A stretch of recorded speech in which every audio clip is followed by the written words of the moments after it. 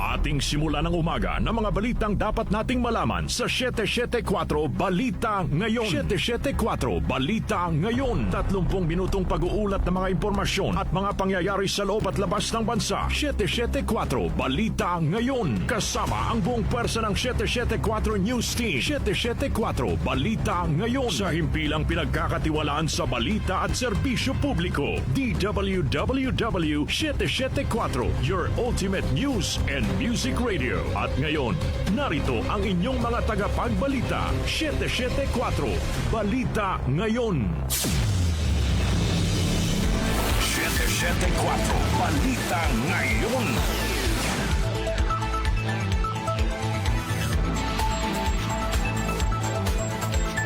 Magandang umaga, Luzon, Visayas at Mindanao. Ngayon po ay araw ng Martes, August 11, 2026. Narito na ang 774 Balita Ngayon. 774 Balita Ngayon.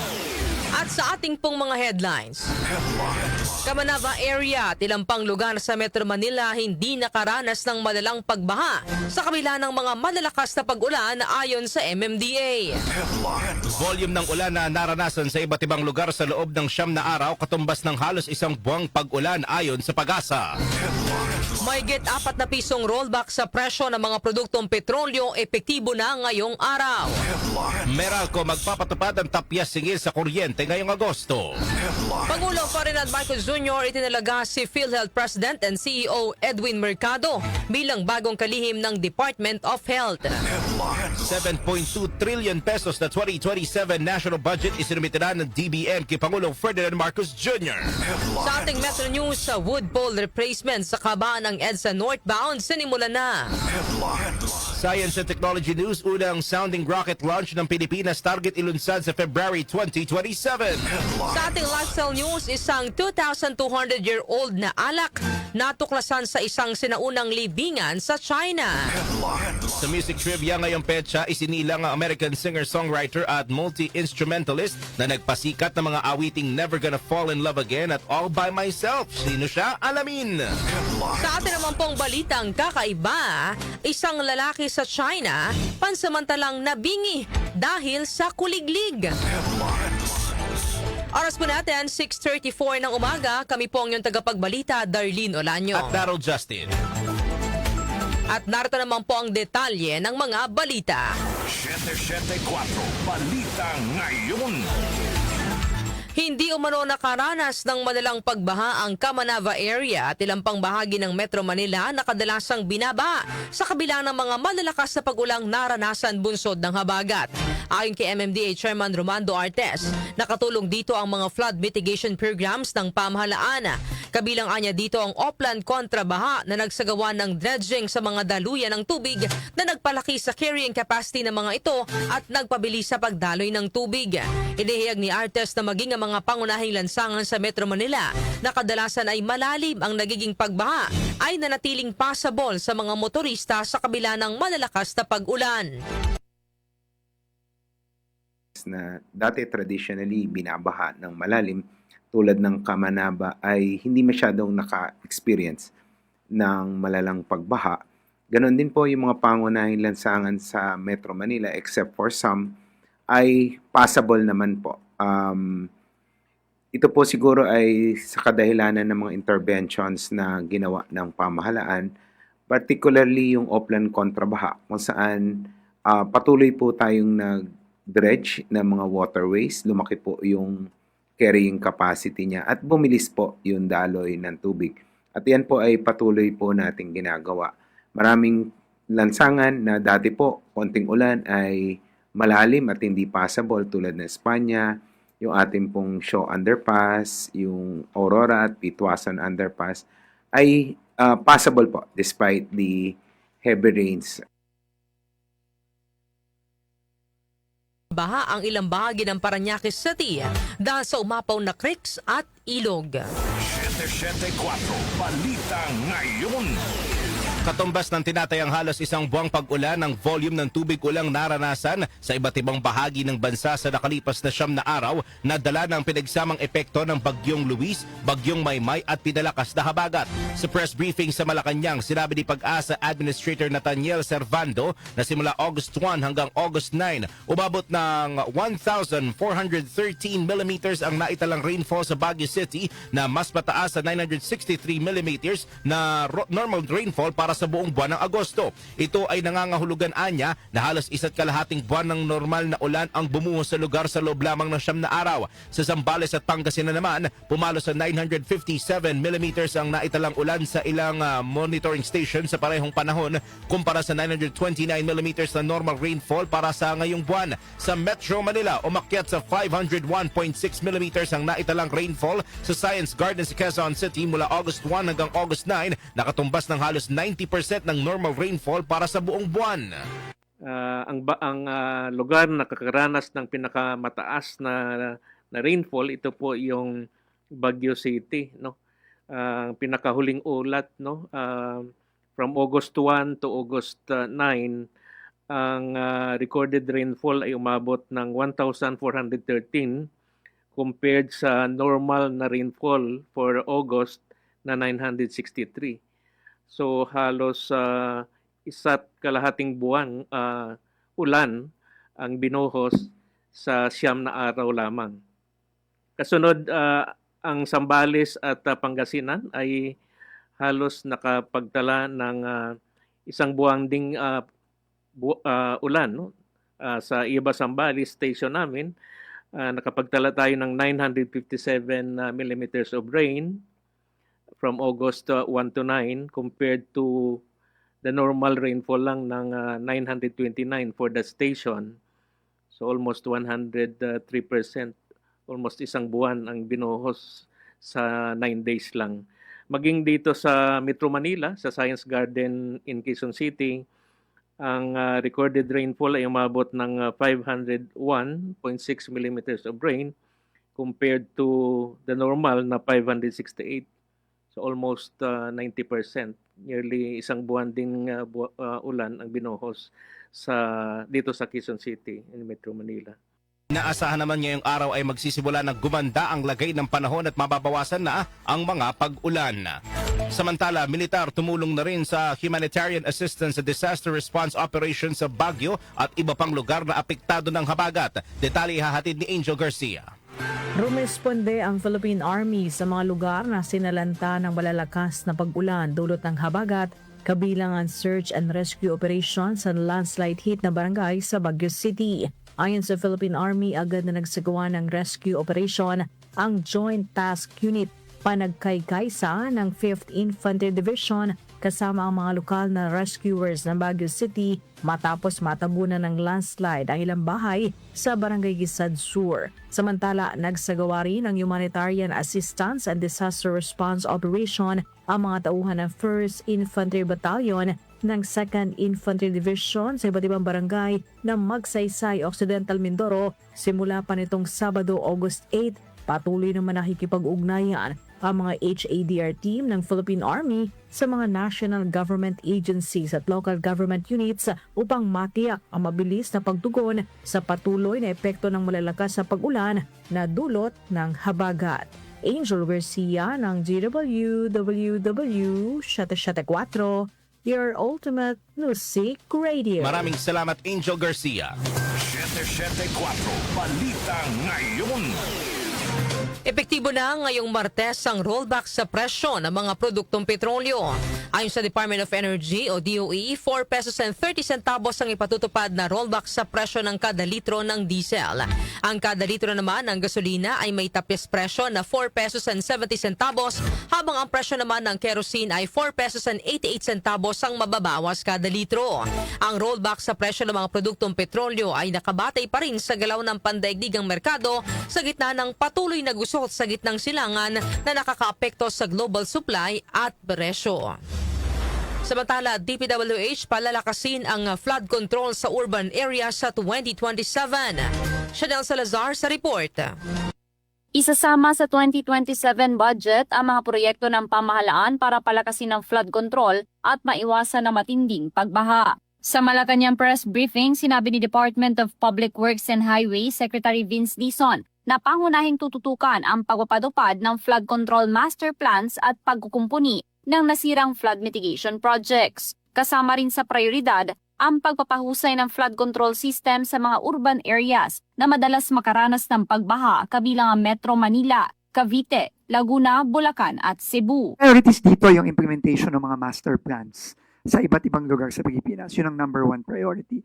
And priority din dito yung pagsasaayos ng mga nasira nitong mga nakaraang taon. No? So, and kasama na rin dyan yung mga improvement sa mga urban centers tulad ng NCR, Cavite, Laguna, Bulacan, and Cebu, and other urban centers sa buong Pilipinas. Hindi naman binanggit ng kalihim ang halaga ng pondong ilalaan para rito dahil hinihintay pa ang final budget proposal ng Department of Budget and Management na isusumite sa Kongreso ngayong araw. Ako si Chanel Salazar ng DWWW 774, your ultimate music radio. Maraming salamat, Chanel Salazar. 774 Balita Ngayon. Mga ka-music, good news po ito. May ipapatupad na bawas singil sa kuryente para sa mga customer ng Meralco ngayong Agosto. Ayon kay Meralco Vice President and Head of Corporate Communications Joe Zaldariaga, ito ay bunsod ng pagsisimula ng pagpapatupad ng 9.5 billion pesos na refund para sa mga consumer ng Meralco na ipinag-utos ng Energy Regulatory Commission o ERC. Sa abiso ng Meralco, matatapisan na higit 4 centavos per kilowatt-hour ang singil sa kuryente na magre-reflect sa billing ngayong buwan. Ibig sabihin na mga tahanang kumukonsumo ng 200 kilowatt-hour kada buwan ay mababawasan ng 9 pesos sa kanilang electric bill, habang nasa 13 pesos naman ang mababawas sa mga kumukonsumo ng 300 kilowatt-hour kada buwan. Samantala, panukalang itaas ang taxable income exemption ceiling, pasado na sa komite ng Kamara. Grace Mariano sa detalye. Inaprubahan na ng House Ways and Means Committee ang panukalang batas para maitaas sa 350,000 pesos ang kasalukuyang 250,000 pesos na halaga ng kabuuang sahod sa isang taon na hindi papatawan ng buwis. Kasama ding inaprubahan ang panukalang batas para ma-exempt ang maliliit na negosyo o micro-enterprises mula sa 2% minimum corporate income tax. Nakapalob ito sa ilang mga panukalang batas kasama ang House Bill No. 10345 at 10346 na inihain ni House Speaker Faustino Boje D. III at Majority Leader Ferdinand Alexander Sandro Marcos. Ang nabanggit na mga panukalang batas ay alinsunod sa isinulong ng mga reforma sa pagbubuwis ni Pangulong Ferdinand Marcos Jr. sa kanyang State of the Nation address na layuning maibsan ang pasanin ng mga manggagawa at maliliit na negosyante. Ayon sa chairman ng komite na si Marikina 2nd District Representative Miro Kimbo, hangad ng naturang tax reform package na maalalayan ang bawat pamilyang Pilipino sa gitna ng lumalaking gastos sa pang-araw-araw na pamumuhay dahil sa tumataas na presyo ng mga bilihin. Ito si Grace Mariano para sa DWWW 774, your ultimate music radio. At Grace Mariano. 774 Balita Ngayon. Itidalaga ni Pangulong Ferdinand Marcos Jr. si Dr. Edwin Mercado bilang bagong kalihim ng Department of Health o DOH. Pinalitan ni Mercado si Dr. Jose Brix Pujalte Jr. na itidalagang kalihim ng DOH noong Hulyo. Ayon kay Palace Press Officer Claire Castro, hindi niya masabi kung may kinalaman ang pag-ibitiw ni Pujalte sa isyong kinasasangkutan nito, ngunit kung saan niyang nagbitiw ang dating kalihim dahil sa usapin ng kalusugan. Ang naipaabot sa atin ay kusang nag-resign si Dr. Pujalte, si Secretary Pujalte, dahil na rin sa kanyang kalusugan. Sa ngayon ay hindi po natin masasagot. Siya naman po ang voluntaryong nag-resign at ito naman po ay tinanggap ng ating Pangulo. Kaugnay naman sa mga reklamo laban kay Pujalte, sinabi ni Castro na ipauubaya na sa Office of the Ombudsman ang pag-iimbestiga kaugnay nito. Kung ito naman po ay nakasampa na po sa Ombudsman, nasa kamay na po ng Ombudsman ang pag-iimbestiga kung ano man po ang naireklamo laban kay dating Secretary Pujalte. Samantala, papalitan naman ni Ayala Healthcare Holdings Incorporated Chief Health Officer Beverly Lorraine Ho si Mercado bilang Acting President and Chief Executive Officer ng PhilHealth. Samantala, pagkakatalaga kay Dr. Erwin Mercado na bagong DOH Secretary, suportado ng mga senador. Conde Batak sa detalye.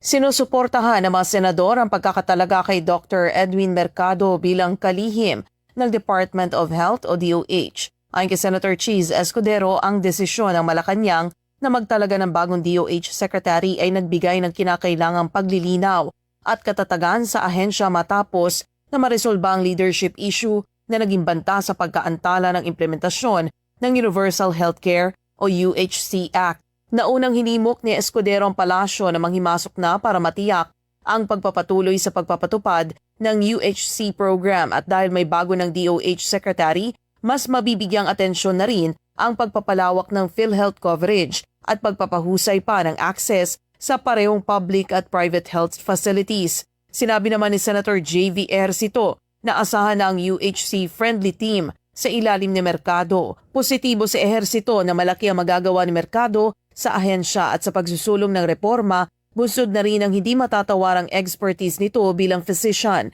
at healthcare executive ng kagawaran. Welcome din sa mga senador ang pagkakatalaga kay Dr. Beverly Lorraine Ho bilang bagong President at CEO ng PhilHealth at anila, complement ito sa bagong leadership ng DOH at makakamit ang objectives ng UHC law para sa paghatid ng dekalidad at abot-kayang health services sa mga Pilipino. Conde Batak ng DWWW, 774 Your Ultimate Music Radio. Salamat, Conde Batak. 774 Balita Ngayon. Isinimite na ng Department of Budget and Management o DBM kay Pangulong Ferdinand Marcos Jr. ang 7.2 trillion pesos na National Expenditure Program o NEP para sa taong 2027. Ang NEP ang magiging basehan ng panukalang pambansang budget na pag-aaralan at aaprubahan ng Kongreso. Ayon kay Palace Press Officer Claire Castro, formal itong ito-turn over sa Kongreso ngayong Martes, August 11. Mula rito ay pag-aaralan ng mga mambabatas ang panukalang budget bago talakayin, amyendahan at pagtibayin bilang General Appropriations Act o GAA para sa susunod na taon. 774 Balita Ngayon. Oras pa natin, 6:48 ng umaga. Kami pa rin po ang inyong tagapagbalita, Darlene Olanyo. At Daryl Justin. 774 Balita Ngayon. Metro News. Metro News. Sa atin naman pong Metro News, wood pole replacement sa kahabaan ng EDSA northbound sinimula na. Detalye po ng balita ay hatid sa atin ni John Bakiran. Nagpapatuloy ang pagkasagawa ng Meralco sa wood pole replacement sa kahabaan ng EDSA northbound kasunod ng pagkasira ng pader malapit sa Forbes Park sa Makati City. Ayon sa MMDA, sinimulan nitong isagawa kahapon August 10 at magtatagal hanggang sa August 31, 2026. Sakop naman ng trabahong isasagawa ay ang pole hole excavation, erection, dressing, conductor swinging at retirement ng wood poles. Isasagawa naman ito mula alas 7 ng umaga hanggang alas 4 ng hapon at alas 10 ng gabi hanggang alas 6 ng umaga. Inabisuhan naman ng mga motorista na dumaan muna sa alternatibong ruta sa panahon ng pagsasagawa. Ako po si Jonah Bakira ng DWWW 774 Ultimate Music Radio. Maraming salamat, John Bakiran. Foreign exchange rates. Foreign exchange rates. Narito na po ang update sa ating foreign exchange rates. Ang palitan ng piso kontra dolyar ay nasa 60 pesos at 97 centavos. Nasa 70 pesos at 50 centavos naman ang palitan ng piso kontra euro, habang ang British pound ay nasa 82 pesos and 32 centavos. Ang palitan naman ng piso kontra Saudi Riyal ay nasa 16 pesos and 24 centavos, habang ang Japanese yen ay nasa 39 centavos. Lotto results. Lotto results. Update naman po tayo sa resulta ng Lotto. Iatid po sa atin ni Jackie Maestrado Rubio. Ang bahaging ito ay atid sa inyo ng Philippine Charity Sweepstakes Office. Pagkakaisa para sa kawang gawa. Narito ang recap ng resulta ng 9 p.m. August 10, 2026 draw ng Philippine Charity Sweepstakes Office. Para sa Grand Lotto 655, ang winning number combinations ay 26, 5, 13, 38, 6, at 9. Muli ang Grand Lotto 655 winning number combinations ay 26, 5, 13, 38, 6, at 9. Mayroon itong jackpot prize na 124,014,115 pesos and 1 centavo. Sa Mega Lotto 645, ang winning number combinations ay 39, 27, 37, 19, 23, at 5. Muli, ang winning number combinations sa Mega Lotto 645 ay 39, 27, 37, 19, 23, at 5. Mayroon itong jackpot prize na 15 million pesos.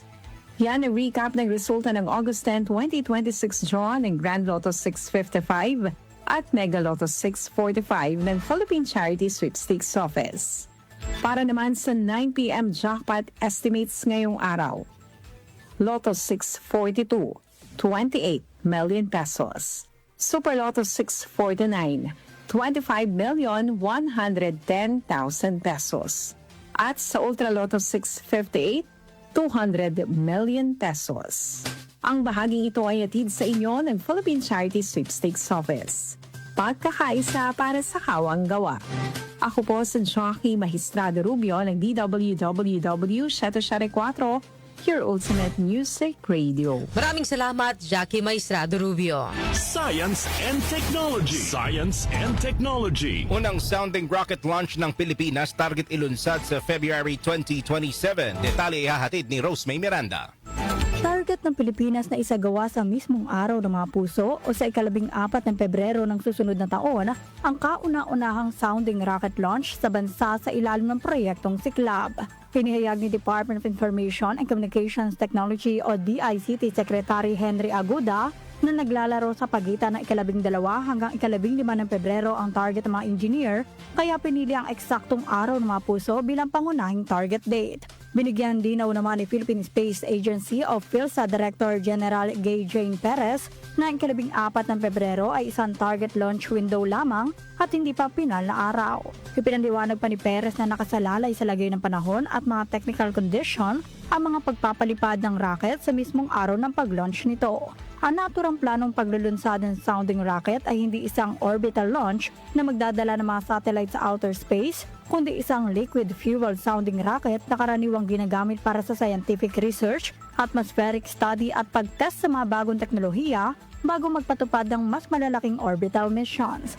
Sa nakaplanong demonstration flight, inihayag ng PhilSA na magdadala ito ng locally developed payload na may timbang na hanggang 2 kilo at aabot sa taas na hindi bababa sa 5 kilometro. Ipinaliwanag din ng mga opisyal na napili nila ang lalawigan ng Cagayan bilang launch site dahil malapit nila ito sa equator, may magandang heograpiya at mga umiiral ng infrastruktura. Bukod dito, napapaligiran ng lugar ng malalawak na katubigan na nagsisilbing mas ligtas na bagsakan ng anumang rocket debris. Sinabi ni Cagayan Economic Zone Authority Chief Katrina Ponce Enrile na inaasahang makalilikaan ng kaplanong spaceport project sa lugar ng humigit kumulang 15,800 na direktang trabaho at makapag-aambag na hanggang $3.6 billion sa taunang ekonomiya ng bansa. Manatiling may kaalaman sa agham teknolohiya sa gitna ng pagiging moderno ng ating mundo. Ako si Rosemay Miranda ng DWWW 774, Ultimate Music Radio. Maraming salamat, Rosemay Miranda. Lifestyle News. Lifestyle News. Sa atin naman pong lifestyle news, isang 2,200-year-old na alak natuklasan sa isang sinaunang libingan sa China. Detalye po ihatid ni Mika Fajardo.